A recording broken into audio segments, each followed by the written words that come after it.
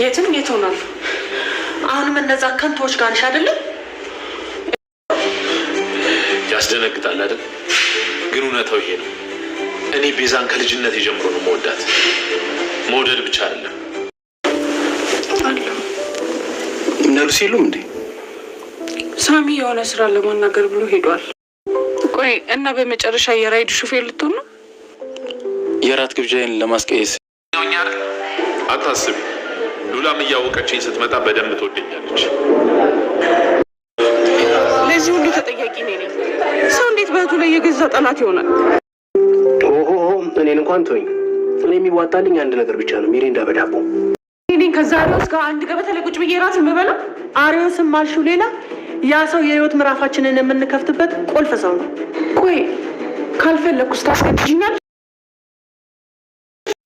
ወይዘሮ ዘርፌ ሉላን ለዶክተር ሮቤል ልትድርለት አስባለች።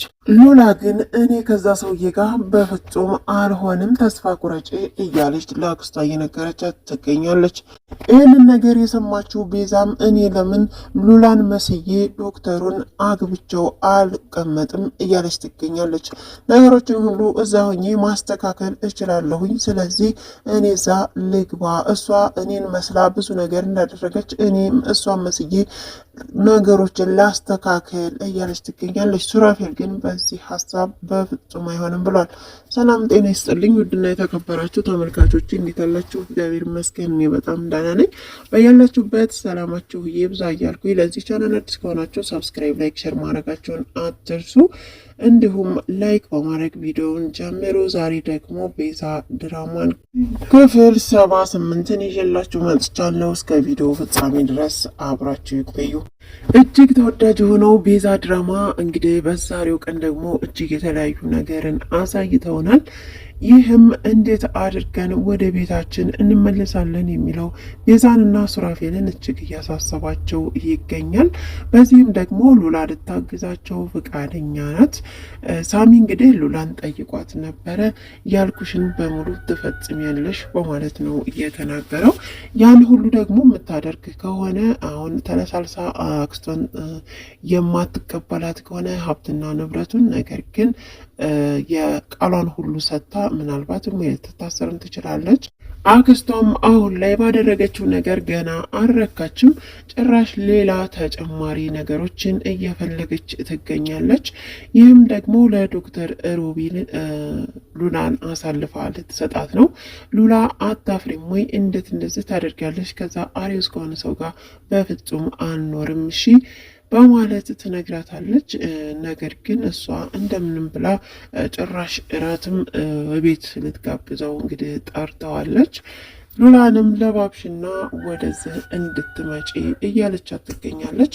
ሉላ ግን አይደለ ከዛስ እሺ እንደው ልብስም ቀየርኩ እንበል እራቱም ተበላ እንበል ከዛስ አብረሽ ታሳድሪ ነው በማለት ነበር እንግዲህ የተናገረችው። በዛ ላይ ደግሞ አሁን ሉላ እርጉዝ ናት ሁላችንም እንደምናውቀው። ነገር ግን የሉላን እርግዝና ለዶክተር ሮቤል ነግረው ነበር አክስቷ። ዶክተር ሮቤል ግን ያው ሀሳብና እቅድ ስላለው ችግር የለውም እኔ ሁሉን ነገር እሸፍናለሁ እንደራሴ አድርጌ ይቀበላለሁ በማለት ነው እንግዲህ ለአክስትየዋ እያሳመናት። ዶክተር ሮቤል አሁን ላይ ለበቀል እንጂ ቤዛን የሚፈልጋት ጭራሽ ወዷትና አፍቅሯት አይደለም።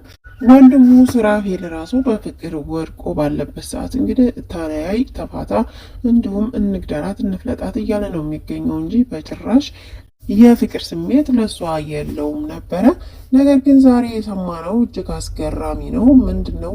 ዶክተር ሮቤል ወደ እነ ቤዛ ቤት ይሄዳል። ያው ወይዘሮ ዘርፌ ነበረ ያገኛት። በባለፈው እንዳየነው ሉላ እሱ ሲመጣ ወደ ውጭ ነበረ እየወጣችው። እንግዲህ ያለው ነገር በሙሉ ያሳምናታል ብሎ ያሰበው ነገር ነግሯታል። ያላትም እንግዲህ በጣም አፈቅራት ነበረ፣ ቤዛን በጣም ወዳት ነበረ። ነገር ግን ወንድሜ አገባት፣ በዛ ምክንያት ተለያየን፣ ግን አሁንም ድረስ አፈቅራታለሁ በማለት ነበር የተናገረው። እንግዲህ በጣም መልካም ሰውና እንዲሁም ደግሞ በጣም ጥሩ ሰው በመምሰል በመለሳለስ ወይዘሮ ዘርፌን እንግዲህ ሊያሳምናት ችሏል። እና አሁን ቤዛን ስለምትመስለኝ ሉላ እባክሽ ሉላን የፍቅር ጥያቄን ትቀበለኝ አድርጊ በማለት እንግዲህ ጠይቋል። ምን እንደሚከሰት እንግዲህ የምናየው ነው የሚሆነው። እስኪ ጠይቃታለሁ በማለትም እንግዲህ ሉላም ተጠይቃ ነበረ። ሉላም ይህን ነገር ስትሰማ እጅግ በጣም ነበረ የደነገጠችው። አክስቷን እንደዚህ አጠብቃትም ነበረ። ነገር ግን አሁን አክስቷ ጭራሽ የማታውቃት ሴት ነው የሆነችባት። አሁን ላይ ግን ሉላ በፍቅር ማትመልስ ከሆነ በግዳጅም ወደ ሕግ ሄዶም ቢሆን የቤዛን ሀብትና ንብረት የመመለስ እቅድ ነው ያላት። እንዲሁም ሳሚ ቀጥሯት ነበረ። ለሳሚም ያለውን ነገር በሙሉ ነግረዋለች። ማለትም ከዶክተሩ ጋር ታገናኛት እንደሆነ እንደፈለገትና እንደነገራት በቃ ሁሉም ነገር ትነግረዋለች። አክስቴ በመለሳለስ የማይሆን ከሆነ ግዴታ ወደ ፍርድ ቤት መሄዳችን የማይቀር ነው። ሀሳብ አልቀይርም፣ የት ሀብትና ንብረትማ መመለስ አለበት በማለት ነው እንግዲህ ሉላም ለሳሚ የነገረችው። ሳሚም ይህን ነገር በፍጹም እንዳታደርጊ በማለት ማለትም ከሮቤል ጋር እንዳትገናኝሽ እንዳትይ ነው እያላት፣ ነገር ግን ሄዶ ደግሞ ለነ ቤዛ ነግሯቸው ነበረ። ቤዛም እንግዲህ አሁን ላይ ለምን እኔ ሉላን መስዬ ዶክተሩን አላገባውም የሚል ሀሳብ ነው ያመጣቸው። እንግዲህ እሷ እቅድና ሀሳቧን ለማሳካት ስትል ቤዛን መስላ ይኸው ሁሉን ነገር ፈጽማለች። ስለዚህ ለምንድን ነው እኔ ሉላን መስዬ የማልተውነው እያለች ነው ቤዛ የምትገኘው። እንግዲህ ሱራፌል ግን በጭራሽ ይህ አይሆንም የሚል ሀሳብ ነው ያመጣው። እኔ የፈለግኩትን ነገር አደርጋለሁ እንጂ በጭራሽ ይህ ሀሳብ አይሆንም በማለት እንግዲህ ደምድሟል። ምናልባትም ቤዛ እንደሆነች ካወቀ ዶክተር ሮቤል ሊገላትም ይችላል፣ አይታወቅም፣ እጁ ከገባችለት ማለት ነው በድጋሚ። ሌላው ደግሞ አሸበር ነው። አሸበር እንግዲህ ሉሲን እንደሚፈልግ ታውቋል። ማለትም ዶክተር ሮቤል አውቋል። የሰጠውን ስራ በስርዓት እየተወጣ አይደለም። ሳሚን ለምንድን ነው የማታስወግደው? ግን መሳሪያ ይዛሉ በማለትም እንግዲህ ተነጋግረዋል። አዎ መሳሪያማ ይዣለሁኝ፣ ለማንኛውም የምፈልጋትን ሴት ፎቶ አምጣ ብላኝ ነበረ፣ ይኸው ከቤተሰቦቿ ፎቶ አምጥቻለሁ በማለት እንግዲህ የሉሲን ፎቶ ያሳየዋል። ሉሲ በማለት ነበር እንግዲህ ዶክተር ሮቤል የደነገጠው። ምንሲ በማለት ነበር እንግዲህ አሸብሩም የጠየቀው። ይህችን ልጅማ ሳሚ ነው እያሽሞነሞነልህ ያለው በማለት አሁን ላይ ስራህን አልተወጣህም፣ ስለዚህ ለራስህ ስትል ደግሞ ስራህን ትወጣለህ ማለት ነው በማለት ይነግረዋል። ሳሚ ጭራሽ እሱ ነው የያዛት። የት ነው ቤቱ? ቤቱን አሳየኝ በማለት እንግዲህ ቤቱን እንዲያሳየው ጠይቆት ነበረ።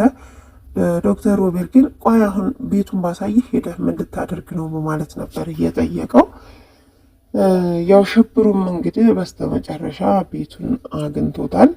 እነ ሱራፌልም እንግዲህ ተሰብስበው ሱራፌል እንዲሁም ደግሞ ቤዛና ሳሚ ሆነው ስለ ሉላ ነገር እንዲሁም ደግሞ ስለ ወደፊት እቅድ ምን እናድርግ የሚለውን ሀሳብ እያሰቡ በነበረበት ሰዓት እንግዲህ ሽብሩ ወደ ሳሚ ቤት ይመጣል። እንደመጣም እንግዲህ ሁሉም ነበረ ተደናግጠው ቆመው ሽብሩ ያለው ሳሚ እንግዲህ ምን ሊፈጠር ይችል ይሆን? በቀጣይ ቪዲዮ ደግሞ የምናየው ይሆናል።